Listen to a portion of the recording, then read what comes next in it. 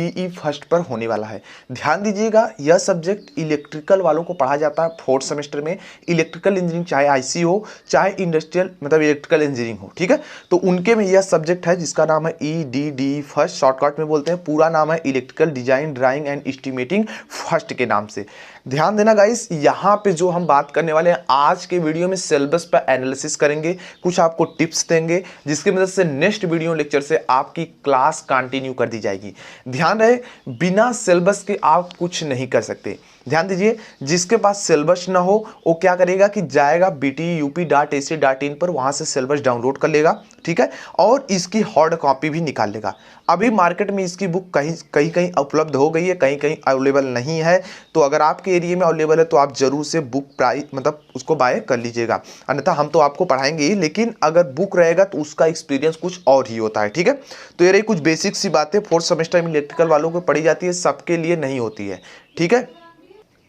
तो गाइस इतनी सारी बातें हो गई। सिलेबस में यहाँ रोटेशनल दे दिया है, तो रोटेशनल भाई सब पढ़ लेना, और यहाँ लर्निंग आउटकम्स दिए हैं जो कि बीसीएस तरीके से जो अंदर पढ़ना है उसको सिर्फ हल्का सा एक नज़र में दे दिया, समझ लो इस प्रकार से। तो उस पर हम लोग डिस्कस नहीं करते हैं, हम लोग क्या करते हैं मेन टॉपिक पर सीधे काम करते हैं, ठीक है।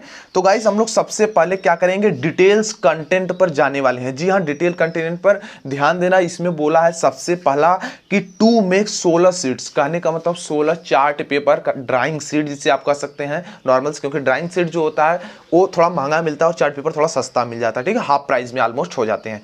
तो गाइस कहा गया 16 पेज में, लेकिन मैं कहूंगा कि सिर्फ आप ईडी फर्स्ट के लिए एक रफ ले लेंगे, ठीक है। और ध्यान देना, रफ लेना है तो गंदा एकदम कागज वाला नहीं लेना है। या तो आप A4 साइज इस तरीके का पेपर बाय कर सकते हैं, या फिर कोई एक अच्छी सी इस तरीके की जो कॉपियां होती हैं इस तरीके की आपको बाय करनी होगी, ठीक है। क्योंकि इस पर जब रहेगा साफ तो आपको ध्यान में भाई अच्छे से होगा, और जो गंदे वाले पे उस पर गारंटी नहीं रहेगी कि आपको अच्छे से आ रहा है या नहीं आ रहा है।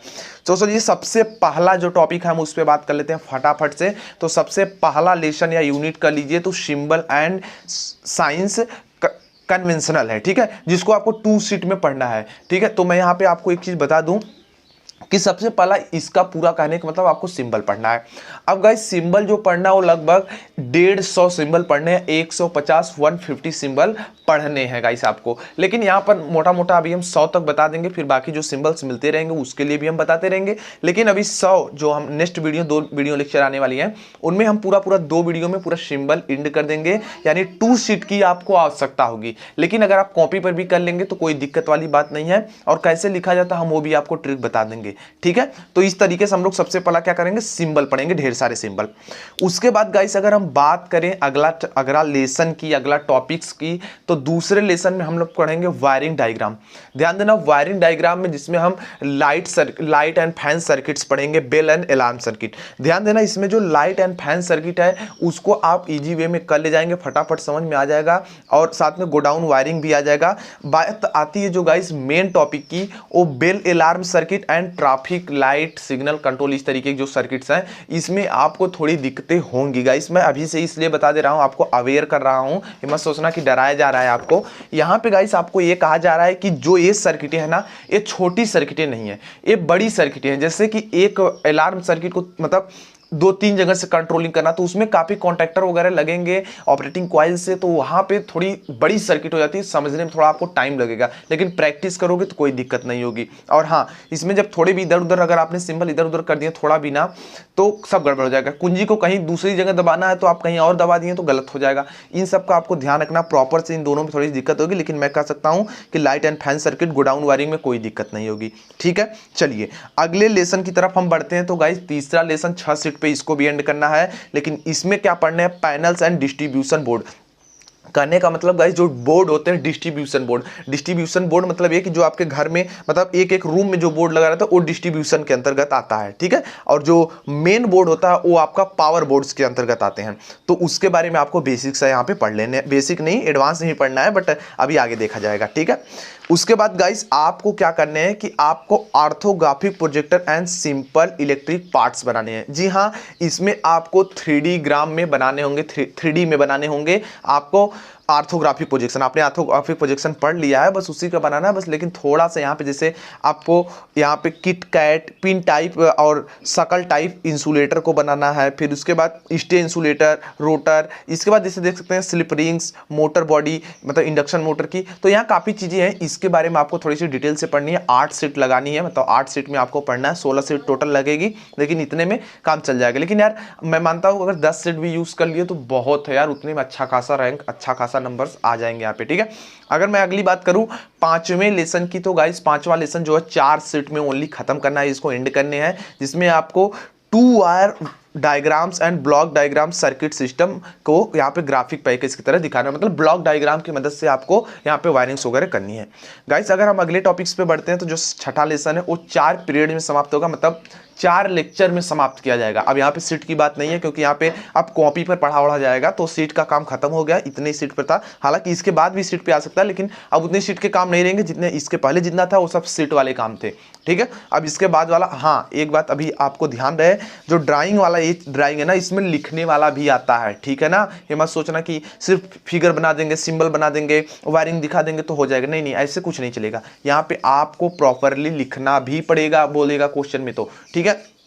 तो यहाँ पे देख सकते हैं कि purpose of estimating and costing, ठीक है। कहने का मतलब आपका एक पर्पस होगा कि जैसे कि मार्केट में आप जाएंगे कि कितने रुपए का क्या मतलब प्राइस मिलती है, लेबर चार्ज, मतलब कि अगर आपने काम किया, कोई मान लो आपने बोर्ड बना दिया तो उसका चार्ज आप कितना लेंगे, फिर उसके बाद सर्वे, देखो यहाँ पर दिया ना सर्वे करने को, तो 2 से 3 एक्सरसाइज में आपको ये सब, फिर यहाँ देख सकते हो बिलिंग एंड पेमेंट, मतलब कि ऑल ओवर की अगर मान लो आपको एक बोर्ड बनाने को दिया गया तो कितने स्विच लगेंगे, कितने सॉकेट लगेंगे, बोर्ड कितने का मिलेगा, स्विच सॉकेट की प्राइजेस क्या है, इंडिकेटर फ्यूज के क्या प्राइजेस हैं, और लैंप वगैरह जो फैंस लगेंगे उन सब के प्राइजेस क्या हैं, साथ में उसको आप लगा देंगे तो आपका कितना चार्ज होगा, लेबर चार्ज, तो उस सब के बारे में आपको समझना है, ठीक है। इसके अंतर्गत गाइस अगले हम अगर टॉपिक की तरफ बात करें, देख सकते हैं ना इंट्रोडक्शन, एस्टिमेटिंग एंड कॉस्टिंग बताया ना, वही चीज का करना चाहिए। अगला अगर हम बात करते हैं टाइप्स ऑफ वायरिंग, इसके अंतर्गत गाइस हम क्या देखेंगे कि वायरिंग जो होती है, इसको देखो 4 पीरियड में समाप्त करना, 4 इधर लिख दिया, पीरियड इधर हो गया, कोई बात नहीं। तो मैं बता दूं इसके अंतर्गत गाइस हम क्या करेंगे कि वायरिंग्स के जो टाइप्स हैं, मतलब कि एमसीबी वगैरह, ईएलईबी वगैरह, तो यहाँ पे मतलब काफ़ी एसोसरीज को कैसे वायरिंग करेंगे, क्या डिजाइनिंग किए जाएंगे, तो उसके बारे में आपको वायरिंग के बारे में थोड़ी सी विशेष जानकारी यहाँ पे मिलेगी, क्योंकि एक अपने आप में एक लेसन के टाइप का है, ठीक है। अगर गाइस हम अगला टॉपिक्स पे बढ़ते हैं तो 8वें लेसन की तरफ, तो जिसका नाम है एस्टिमेटिंग एंड कॉस्टिंग। गाइस जो ऊपर आपको दिया गया, यहाँ पे आपको सिर्फ इंट्रोडक्शन के बेसिस पे दिए गए, और ये आपका सिर्फ देख सकते हैं कि कितने लेसन में 4 पीरियड में सिर्फ समाप्त किया गया था। लेकिन गाइस जो आपका एस्टिमेटिंग एंड कॉस्टिंग है वो 1-2 नहीं, पूरे 18 पीरियड में समाप्त की जाएगी। जी हाँ, 18 पीरियड, 18 लेक्चर में। तो गाइस यहाँ पे क्या किया जाता है कि आपको इंडस्ट्री और डोमेस्टिक, ध्यान देना, इंडस्ट्री में आपको मतलब इंस्टॉलेशन एंड डोमेस्टिक में, मतलब इंडस्ट्री और डोमेस्टिक में इंस्टॉलेशन, मतलब आप कोई चीज़ लगाएंगे तो कितना खर्च आएगा, इन सब के बारे में, और आपकी कॉस्ट क्या होगी, मोटर, फैन सर्किट, ये सब देख सकते हो यहाँ बताया गया। तो इन सब के बारे में आपको क्या करना, डिटेल से जानने पड़ेंगे, इस वाले में आपको ये चीज मिलेगी। उसी के अंतर्गत गाइस यहाँ पे देख सकते हैं सर्विस लाइन कनेक्शन, डोमेस्टिक वगैरह, तो यहाँ पे लोड वगैरह कुछ और एनर्जी मीटर्स, इन सब के बारे में थोड़ी सी बेसिक नॉलेज आपको इसके अंतर्गत दी जाएगी, लेकिन यहाँ पे आपको एडवांस नॉलेज मिल जाएगी, क्योंकि यहाँ पे आपने बेसिक नॉलेज ले चुके हैं। गाइस हम अगर अगला लेसन की तरफ बढ़ते हैं तो लेसन 9 जो है एस्टिमेटिंग मटेरियल रिक्वायर्ड, ठीक है। अब मटेरियल कौन कौन से रिक्वायर्ड की बात आती है, इसमें कुछ विशेष बातें जानेंगे, और ये आपका 12 पीरियड में समाप्त किया जाएगा। तो जान लेते हैं सबसे फटाफट से कि क्या क्या चीजें हो सकती हैं जो हमें जानने होंगे यहाँ पे। सबसे पहले ट्रांसमिशन एंड डिस्ट्रीब्यूशन लाइन्स के अंतर्गत ओवरहेड, अंडरग्राउंड दोनों हो सकती हैं, उसकी प्लानिंग कैसे करनी है, डिजाइनिंग कैसे करनी है, विथ डिफरेंट फिक्चर क्या है, ठीक है, मतलब उन दोनों में डिफरेंट क्या होगा, अर्थिंग्स के बारे में, एंड गाइस उसके यूनिट एंड कॉस्ट की कैलकुलेशन भी आपको करना है आपके 9वें लेसन के अंतर्गत। गाइस 9वें लेसन में एक और टॉपिक्स आती है जिसका नाम है सब स्टेशन। अब यहाँ पे आपको जानना पड़ेगा कि सब स्टेशन कितने प्रकार के होते हैं, सब स्टेशन की स्कीम्स एंड कंपोनेंट्स क्या हैं, एस्टीमेट ऑफ 11 से 0.4, इसका मतलब क्या होगा, 11 केवी से 400 वोल्ट पोल, ठीक है, 400 वोल्ट के pole mounted substation up to 200 KVA तक की rating earthing of substation पर, ठीक है। अर्थलिंग है यहाँ पे। एंड सिंगल लाइन डायग्राम आपको यहाँ पे जानना है 66 से 11 केबी में, 132 केबी से 11 केबी में, 220 केबी से 33 केबी के सब स्टेशन की आपको थोड़ा सा जानकारी यहाँ पे दी जाएगी। अगला लेसन की अगर हम बात करें तो सिंगल लाइन डायग्राम, वही जो आपने TDEP में ट्रांसमिशन डिस्ट्रीब्यूशन इलेक्ट्रिकल पावर में पढ़ रखे हैं उसके बारे में आपको जानना है, ठीक है। Single line diagram, layout and sketch of outdoor indoor 11 kV substation या 33 केवी के सब स्टेशन को आपको स्केच वगैरह थोड़ा सा आपको जानना है यहाँ पे। अगला और लास्ट लेसन की अगर मैं बात करूँ तो 10वां लेसन है जिसका नाम है प्रिपेयरिंग ऑफ टेंडर डोमेस्टिक। तो यहाँ टेंडर के बारे में आपको काफ़ी जाना, स्पेशल टेंडर, इस तरीके से आपको टेंडर के बारे में जान लेना है, ठीक है। लोन्स वगैरह कैसे मिलते हैं, फाइनेंशियल लोन, तो थोड़ा सा आपको बेसिक नॉलेज दिया जाएगा यहाँ पे।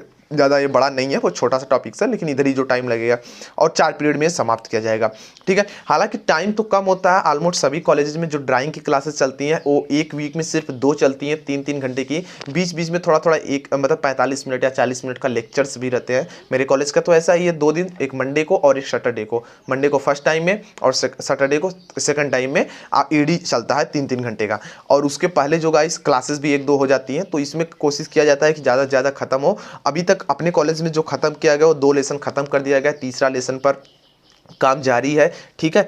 तो हम लोग उस चीज़ को अब अध्ययन करेंगे और आपको भी अच्छे से नॉलेज दी जाएगी, यहाँ पे कोई दिक्कत वाली बात नहीं है। और यहाँ पे आगे काफ़ी चीज़ें यहाँ पे दी गई हैं। यहाँ पे बताया गया है कि भाई जो टीचर होंगे वो यहाँ पे देख सकते हैं making drawings, layout, electrical wiring, installation, मतलब आपको थोड़ा प्रैक्टिकल भी सिखाएं, आपको थोड़ा सा इक्विपमेंट वगैरह के बारे में बताएं अच्छे से और एग्जाम्पल्स वगैरह लेके बताएं, तो ये सब के बारे में बताए गए हैं, ठीक है। और यहाँ पे देख सकते हैं कुछ असाइनमेंट दिए गए हैं, जैसे assignment and quiz classes test, मतलब जो आपका सेशनल होते हैं, mid term and in term written test, वही सेशनल वाली बात है। स्केच बनाना आपको डिजाइन एंड ड्राइंग के बारे में, वर्कशॉप जाओ, मतलब जा करके आप ये सामान थोड़ी बहुत जो अवेलेबल हो सकती है उसको परचेज करके आप बनाएंगे ऐसी चीज़ क्या वास्तव में काम करती है या नहीं। फिर मॉडल प्रोटोटाइप मेकिंग, मतलब मॉडल आपको बनाने पड़ेंगे, ठीक है। तो आप कॉलेज वाले देखते हैं कि कौन बनवाता है कौन नहीं, तो आपके ऊपर डिपेंड करता है और कॉलेज वालों के, ठीक है। और यहाँ प्रैक्टिकल के बारे में थोड़ी सी बहुत चीज़ बता दी गई, भाई आपको वायरिंग एप्लीकेशन वगैरह की जान लेना है। और यहाँ पे गाइस बुक वगैरह काफ़ी दी गई हैं, जहाँ पे आप बुक देख सकते हैं कि electrical engineering drawing and design by Sujit Singh, Dhanpat Rai को, न्यू दिल्ली। तो जितनी भी बुक्स मिलेंगी गाइस सब आपको न्यू दिल्ली को ऑलमोस्ट मिलेंगी। एक देखिए यहाँ पे जालंधर की मिली है, तो ऑलमोस्ट जितनी भी बुक यहाँ पे मिलती है ऑलमोस्ट वो न्यू दिल्ली की होती है। लेकिन आप ले सकते हैं, अगर आप इंग्लिश मीडियम CBSE बोर्ड से हैं तो आप इंग्लिश वाली भी ले सकते हैं या हिंदी वाली भी ले सकते हैं। इस बुक में थोड़ा सा ध्यान देना कि आपके सिलेबस जो है उसके अकॉर्डिंग इसमें दिया नहीं, मतलब सिलेबस दिया रहेगा लेकिन वो ब्रॉड में दिया रहेगा, बहुत लॉन्ग टाइप में दिया रहेगा। अगर आपको पढ़ना होगा तो आपको उसमें मतलब छांट के पढ़ना, आपको देखना पड़ेगा कौन सा चीज़ कहाँ पर दिया गया है, तो ये चीज़ आपको करनी पड़ेगी। और देखते हैं कि अगर जैसे सार्थक पब्लिकेशन हो गया, इस तरह की जो पब्लिकेशन था अगर उसकी बुक अवेलेबल आपको हो जाती है, आपके मार्केट में है, तो आप ज़रूर से परचेज कर लीजिएगा। और इधर साइड तो कुछ नहीं है, बस आज के लिए इतना ही। सिलेबस आपने समझ लिया आई होप। तो एक छोटी सी रिक्वेस्ट है, वीडियो को लाइक कीजिए, नए हो तो चैनल को सब्सक्राइब कीजिए ताकि फ्यूचर में आने वाली अपडेट्स एंड मोर वीडियोस की जानकारी सबसे पहले आपको मिल सके। आने वाले अगले लेक्चर में आपको इसके सिंबल्स के बारे में बताएंगे, ऑलमोस्ट 25 से ज़्यादा सिंबल बताएंगे आपको, ठीक है। 25 कर रहे हैं लेकिन उस 25 के अंदर बहुत सारे सिंबल आपको मिलेंगे, वो सब आपको पढ़ने को मिलेगा। तो चलते हैं नेक्स्ट वीडियो की प्रिपेयर करने के लिए, तब वीडियो देखने के लिए बहुत बहुत धन्यवाद। Thanks for watching, good bye.